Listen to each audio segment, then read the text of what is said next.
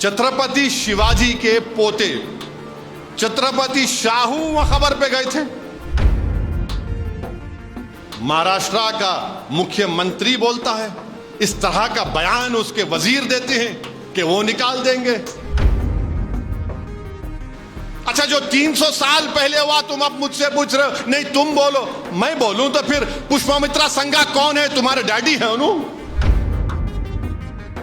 अरे मुल्क में बेरोजगारी है, पीने का पानी नहीं है, लोग बीमार पड़ रहे हैं, फैक्ट्रियां बंद हो रही हैं, चीन भारत की जमीन पे कब्जा करके बैठा है। मगर नहीं, 300 साल पुरानी बात करें तो सब चले जाता। और जब मौर्य तुम्हारे बारे में कलम लिखेगा ना तो कहेगा कि तुमसे बड़ा कोई जालिम नहीं था। और आरएसएस बोल रही नहीं नहीं नहीं, हम ये तशद्दुद सही नहीं है। अच्छा, पीछे से पूरा करना और आके बोला ने पानी डाल देते हम। अब कोई बोल रहा है कि इनकी खबर तोड़ देंगे, कोई बोल रहा है हम ये कर देंगे।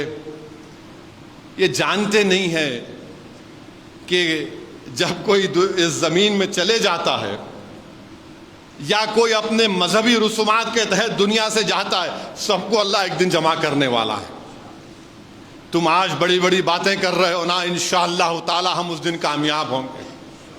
आज तुम इख्तिदार के नशे में आकर तुम बकवास बक रहे हो, तुम बकवास बक रहे हो, तुम नफरत के मजाहरे कर रहे हो।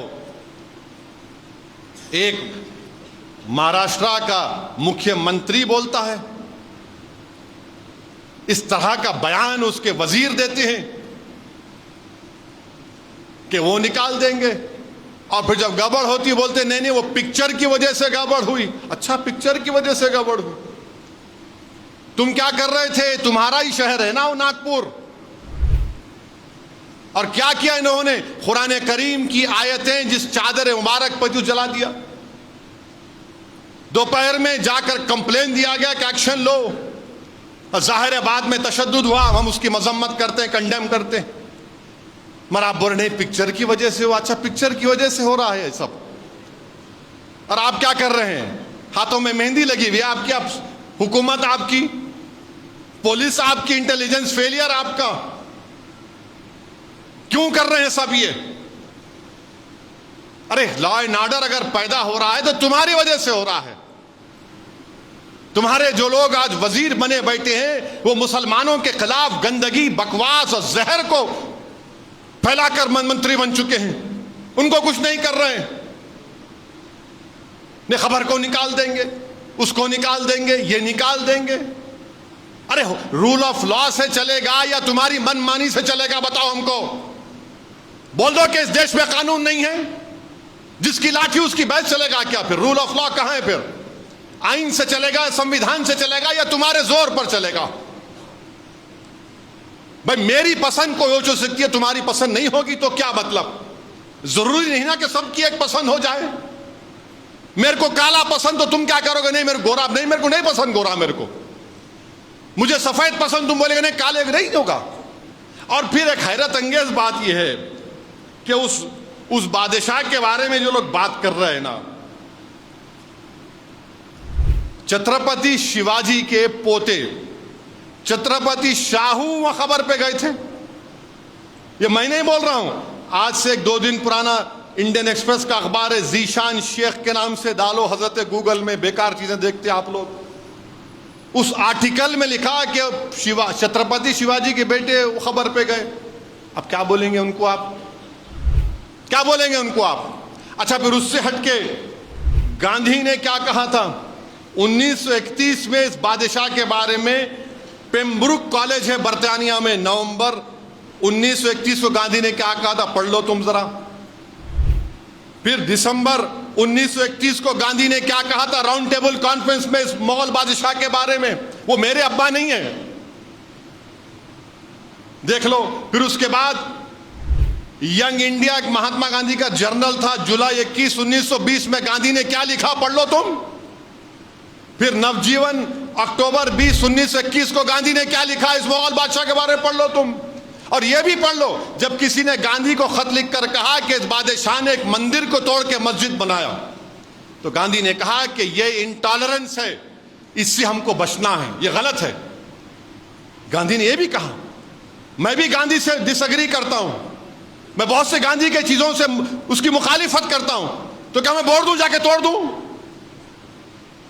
अरे तुम तोड़ने के लिए आए या जोड़ने के लिए आए, बता हमको। अच्छा, जो 300 साल पहले हुआ तुम अब मुझसे पूछ रहे हो? नहीं तुम बोलो, मैं बोलूं तो फिर पुष्पमित्रा संघा कौन है? तुम्हारे डैडी है उन्हों? कौन है पुष्पमित्रा संघा? बोलो फिर।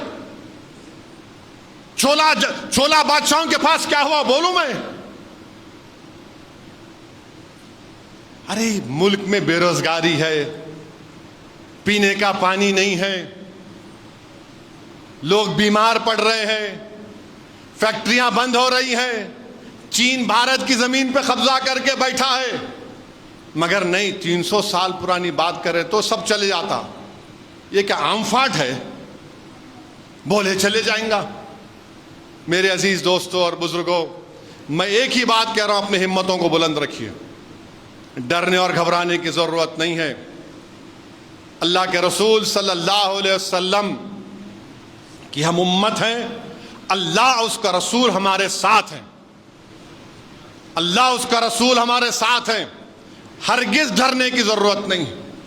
जमहूरियत के दायरे में रहकर हम लड़ते आए और लड़ते रहेंगे।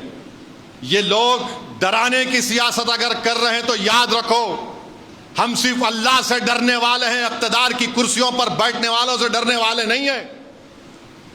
तुम आज है कल नहीं रहोगे इंशाअल्लाह ताला, तुम जाओगे इंशाअल्लाह ताला, तुम गुमनामियों के वादियों में गुम हो जाओगे, याद रखो। और जब मौरिख तुम्हारे बारे में कलम लिखेगा ना, तो कहेगा कि तुमसे बड़ा कोई जालिम नहीं था जिसने आइन की धज्जियों को उड़ा दिया। नागपुर में जो झगड़ा हुआ, जो आरएसएस के लोग चादर को जलाए जिस पे कुरान करीम के आयत थे, उनको पुलिस स्टेशन में हजरत पुलिस ने बेल दे दी, और 50 या 60 बच्चे अभी जेल में हैं। और चीफ मिनिस्टर बोल रहे जो साजिश की उनकी खबर खोद दूंगा। अरे जो करे, फोटो नहीं दिख रही आपको? आप ही के बयान की वजह से हुआ ना, आप ही के शहर में। मेरे अजीज दोस्तों और बुजुर्गों, बीजेपी आरएसएस, और आरएसएस बोल रही नहीं नहीं नहीं, हम ये तशद्दुद सही नहीं है। अच्छा, पीछे से पूरा करना और आके बोला ने पानी डाल देते हम।